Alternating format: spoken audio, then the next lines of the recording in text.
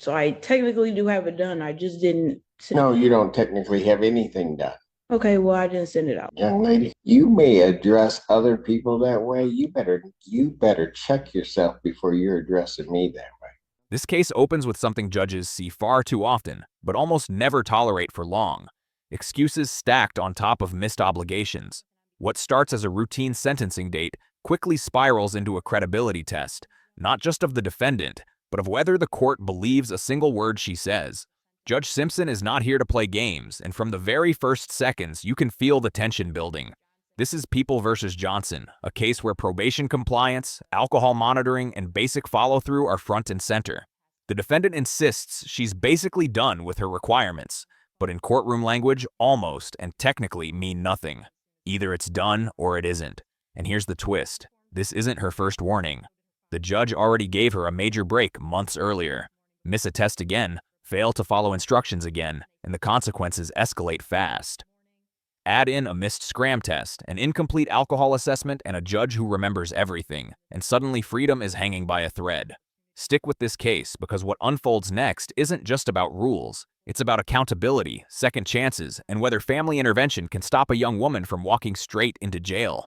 Thank you, Your Honor. Court calls the case of the people versus, is it Ina Johnson?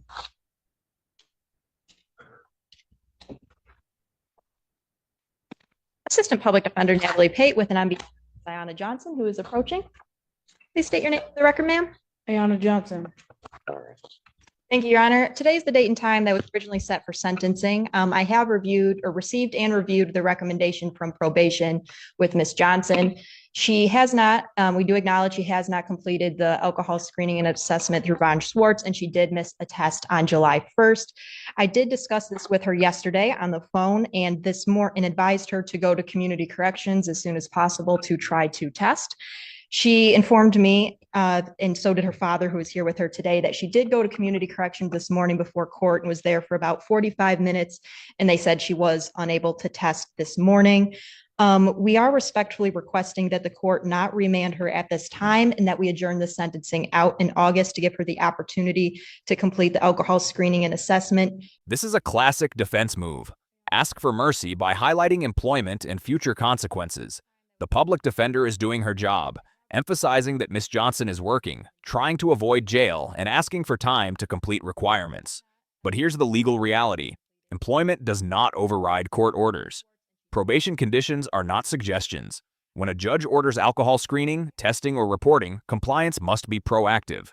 Courts don't expect reminders, follow-ups, or second explanations. The defense framing here hinges on intent rather than results, and that's a weak position when the paperwork simply isn't done. The judge is listening, but he's also weighing something heavier: prior warnings. Once a defendant has already been cautioned, leniency becomes much harder to justify. The subtext is clear: this court has already bent once. Will it bend again? Audience question: at this point, do you think the court should prioritize rehabilitation and work stability or strict enforcement of probation rules? She is gainfully employed at she does not want to lose that job. In the alternate, if the court is inclined to remand her in both speaking with Ms. Johnson and her father, our request would be to potentially allow that remand to happen a couple weeks in the future so she can take time off work at St. Joe so she does not lose that job. Other than that, Your Honor, we respectfully request an adjournment of the sentencing. And Teresa Claire on behalf of probation. Your Honor, I did communicate with community corrections this morning. She did go over, and she wasn't scheduled to do a test today, so she did not test. She did do her download of her scram. I just confirmed with them that there was no violations on the scram. However, she had not reported to them after June 15th. So there was quite a bit of info that they had to download on that. So I do know that there was no violations on the scram.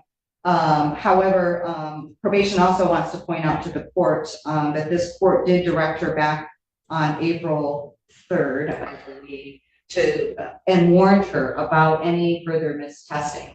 So she was given a warning by this court back in April about her remaining compliant with the testing order.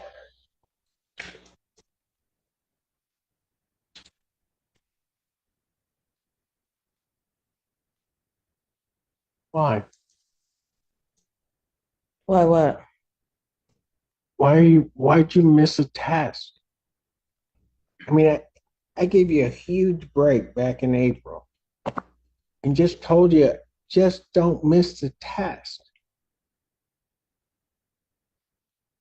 You remember that, right? Yep. This is where the courtroom temperature spikes.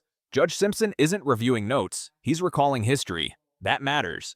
Judges keep mental ledgers, and once you're on the wrong side of it, credibility erodes fast. The phrase huge break is judicial shorthand for don't make me regret this. When a judge reminds you of leniency already given, it's a warning shot. And notice how direct this is. No legal jargon, no sugarcoating. He's telling her plainly, you were warned, you acknowledged it, and you failed anyway. From a legal standpoint, missing testing after a clear warning can justify immediate remand. The judge doesn't even need new violations. Non-compliance alone is enough. That's why this moment is critical. The court is no longer deciding what could happen. It's deciding what should happen. Ask yourself, if someone ignores a second chance, does the system owe them a third? And then when you pled, why didn't you do your alcohol screening and assessment? Forgot to print it out. What? I said I forgot to print it out. Oh,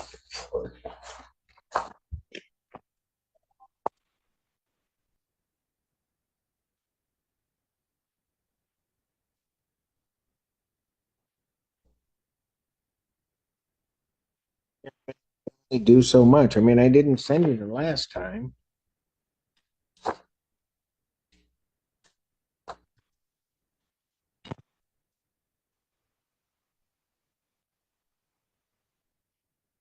I'll re-refer to defendant Tuvon Swartz for completion of her alcohol screening and assessment. Young lady, understand something. If you don't do it, and I don't have that alcohol screening and assessment, the only thing that I can really sentence you to is the maximum time. And I don't The want to. paper, What? the paper, What all paper? the lists on it. What is Von Schwartz? This exchange is devastating for the defendant's credibility. Not knowing what von Schwartz is, despite written notices, emails, and prior discussions, signals something courts hate: disengagement. Judges expect adults on probation to understand their own requirements. Legally speaking, alcohol screening isn't optional or informal. It determines treatment levels, sentencing conditions, and future supervision. Claiming confusion at this stage doesn't create sympathy. It raises concern, especially when the court confirms the information was sent multiple times. The judge's frustration is justified. He's not asking for perfection, he's asking for effort. And the more the defendant asks basic questions, the more it appears she hasn't taken this seriously at all. This is also where consequences start becoming explicit. Maximum time, contempt, jail. The court is laying out the roadmap clearly. There's no ambiguity left. Viewer question: do you think confusion is a valid excuse here? Or is this a clear case of ignoring responsibility? That's for your alcohol screening and assessment. Is there somebody I'm supposed to go to? What does that name stand for? That's somebody that you need to call to set up an appointment so that they can interview you and do an assessment. Okay. And Your Honor, my office, I know that the clerk's office sends things out. My office also sent an email to her on June 5th, which gave her the packet and the information for the alcohol assessment in addition to the information to complete the victim's impact.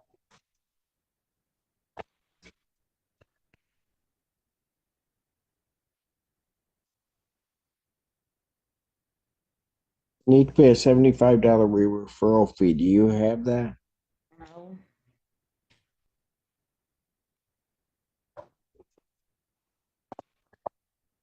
Adjourner sentenced at August 28, 2024, 9 a.m. Young lady, you are leaving me with no options. And I have a feeling that if you don't follow this, that I'm going to end up sending you for the maximum time. I don't want to do that.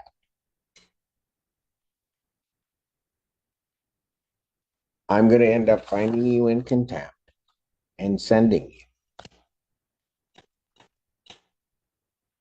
So in this, I'm going to, for the bond violation, I'm going to remand her for 3 days. Washtenaw County Jail for the bond violation.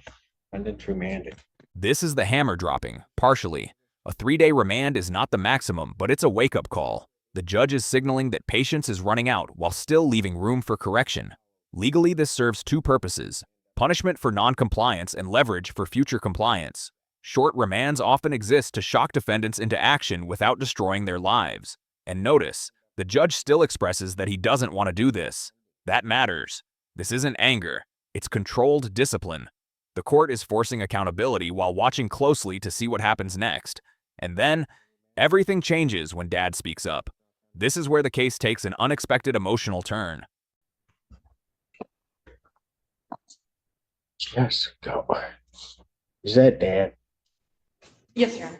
Get her bag. Dad, hang on one second. Go ahead, take her bag.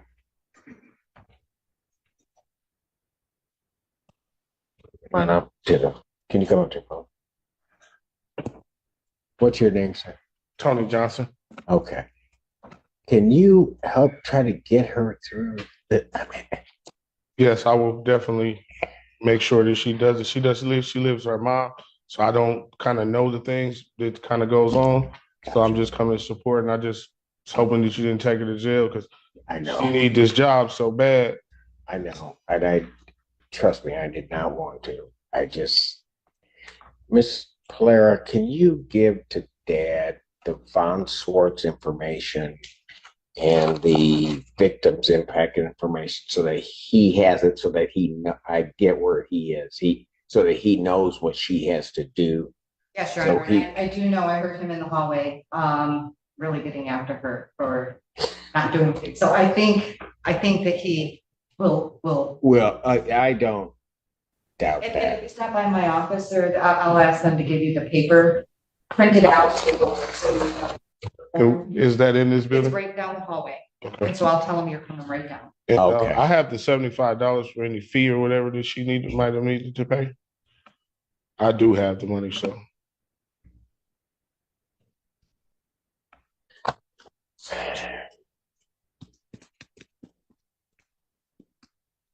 Whose case is this? Yours? Yes, Your Honor. Counsel approach with Miss Clara.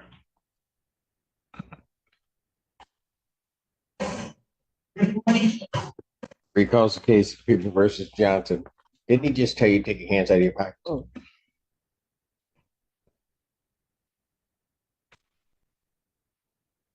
Assistant Public Defender Natalie Pate with and on behalf of Ms. Johnson. Ms. Johnson, please state your name for the record. Ayana Johnson. Miss Johnson, let me ask you this. Do you want to go to jail? No. So I'm going to tell you what. The only reason I brought you back out and didn't have you sent down is you can thank that man right there, your dad. This is accountability at its rawest. Judge Simpson makes it crystal clear. Her freedom is not earned, it's borrowed. The judge strips away excuses and places responsibility squarely on her shoulders. The courtroom dynamic flips. The defendant is no longer arguing with the system. She's being confronted by reality. Education, employment, age, all of it is laid out plainly. The judge isn't threatening anymore. He's mentoring with consequences attached. And that line, "I'm not playing," is judicial finality. It means the next mistake won't come with speeches. It will come with jail. This is a turning point warning. The court is betting on growth, but it's a one-time bet. Because if he hadn't stood up and said something to me, I would not be letting you even thinking about letting you go. There is no reason in the world you haven't gotten this done. None. Do you hear me? Yes. When your dad found out that you didn't do this stuff, what did he say to you?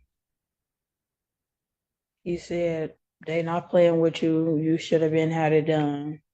Stuff like that. There's no reason that you shouldn't have had it done. And what, you don't think he was right to? Yeah. So why didn't you have it done? Because I didn't check my email to have it printed out. When I got the call from her that I needed to have it done, I printed it out. I just need to send it out. I have the money order. It's literally in the car, in the envelope. I just need to mail it. So I technically do have it done. I just didn't send No, it. you don't technically have anything done. Okay, well, I didn't send it out. The young lady, you may address other people that way. You better check yourself before you're addressing me that way. I'm just saying, I didn't get a chance to send it out. Because you know what? Your daddy's right about one thing. I'm not playing.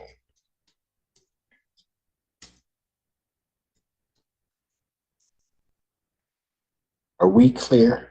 Yes.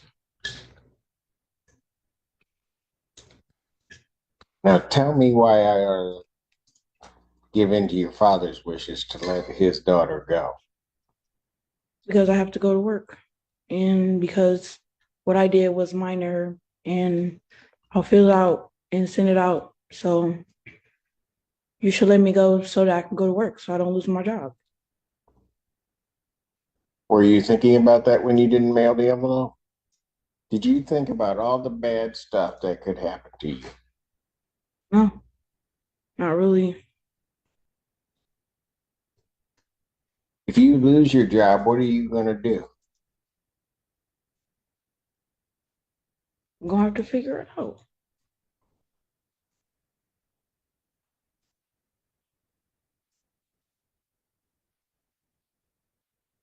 Are you in school? I was the summer school right now, Where? pathways. So you trying to get your high school education? Yes, How old are you? 20. How close are you to getting your, are you going to get a GED or a diploma? My diploma.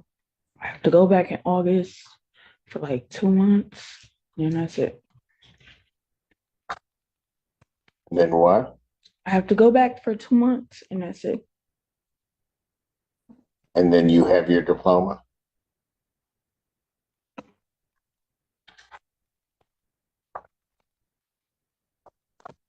Dad, is there anything you want to say?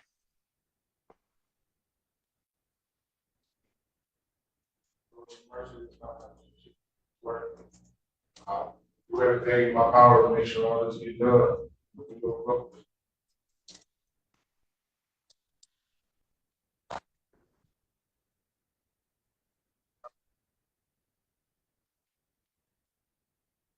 Father's prayer for his daughter. I'm going to tell you what, young lady. Miss Blair, a condition of her release once we get through this is that she gets her diploma. I noted it already. Thank you.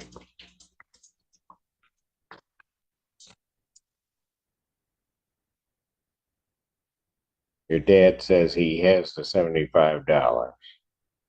I want that paid today out front.